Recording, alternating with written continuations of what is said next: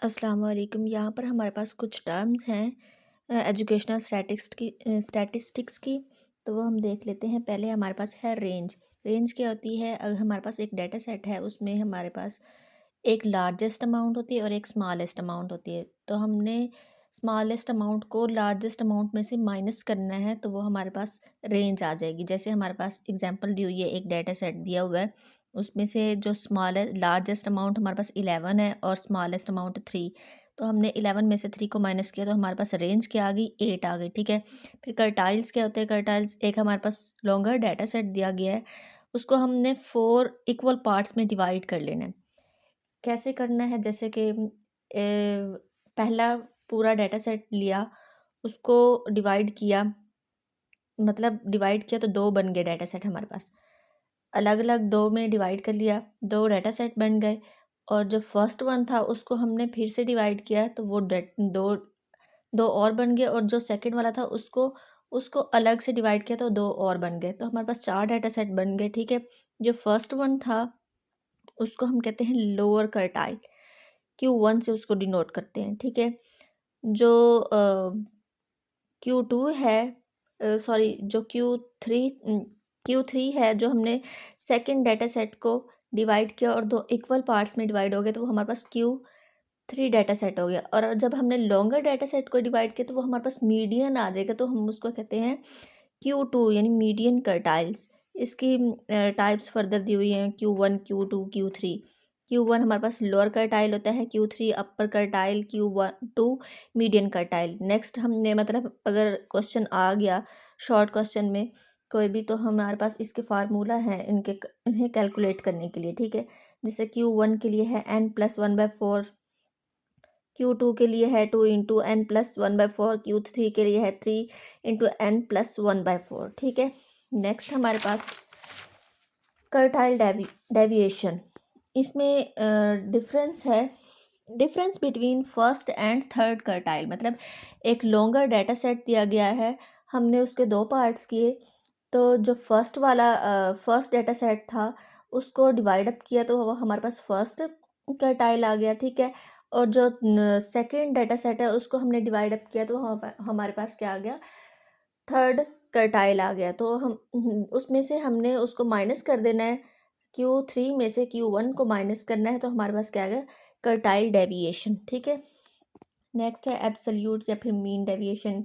इसका फॉर्मूला देख लें। इसको हम डिनोट करते हैं DI से।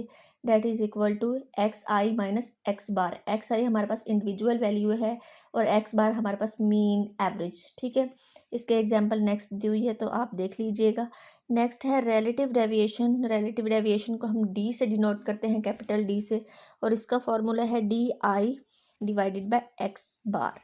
तो DI हमारे पास मीन डेविएशन है। मीन डेविएशन का ऊपर फार्मूला दिया हुआ है, आप DI इस तरह कैलकुलेट करेंगे, और एक्स बार एवरेज या फिर मीन है। ठीक है। तो एग्जांपल जैसे हमारे पास DI की दी हुई है, सॉरी, एग्जांपल इसकी रिलेटिव डेविएशन की दी हुई है। DI हमारे पास ये एक डाटा सेट है, फिर हमने इसका एक्स बार निकाल लिया, मतलब मीन निकाल लिया, और D फिर इसका रिलेटिव डेविएशन निकाल लिए एक का। ठीक है।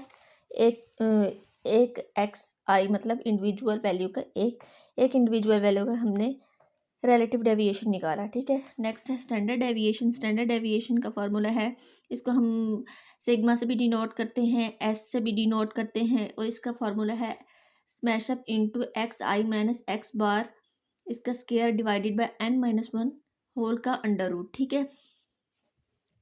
इसके एग्जाम्पल मैंने नहीं दी क्योंकि ये थोड़ी लेंथी हो जाती। तो इसमें सबसे पहले आप लोगों ने क्या करना है, XI हमारे पास इंडिविजुअल वैल्यू दी हुई होती है, और उस सब का हमने मीन निकाल लेना है। मीन जब निकाल लेंगे, तो फिर हमने मीन में से सारी इंडिविजुअल वैल्यूज़ को माइनस करेंगे। माइनस करने के बाद जो आंसर आएगा सबका हमने स्केयर ले लेना है।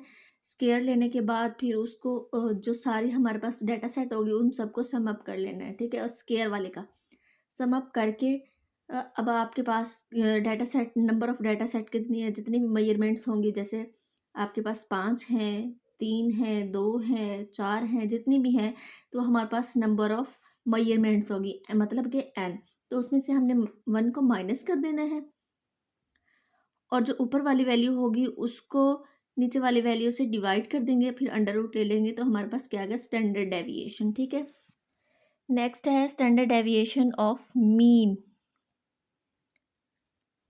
स्टैंडर्ड डेविएशन ऑफ मीन हम किस तरह कैलकुलेट करते हैं, इसको हम एस एम से डिनोट करते हैं, and that is equal to standard deviation divided by number of measurements का अंडर रूट ले लेंगे। ठीक है, ये इसका फॉर्मूला है। नेक्स्ट है वेरिएंस, जो कि मोस्ट इम्पॉर्टेंट है और मोस्टली पास्ट पेपर में आया हुआ है ये वाला क्वेश्चन ना। तो ये हमारे पास है स्क्वायर ऑफ स्टैंडर्ड डेविएशन, मतलब ऊपर जो फार्मूला दिया हुआ है स्टैंडर्ड डेविएशन का, उसका स्क्वायर ले लेना है। तो हम स्क्वायर जब उसका लेंगे दोनों साइड पे, एक साइड पे जो जहाँ पे उसका फार्मूला है तो वो अंडर रूट कैंसिल हो जाएगा, और बाकी जो है वो हमारे पास क्या आ गया, वेरिएंस आ जाएगा। ठीक है, ये इसका फार्मूला यहाँ देख लें आप। ठीक हो गया।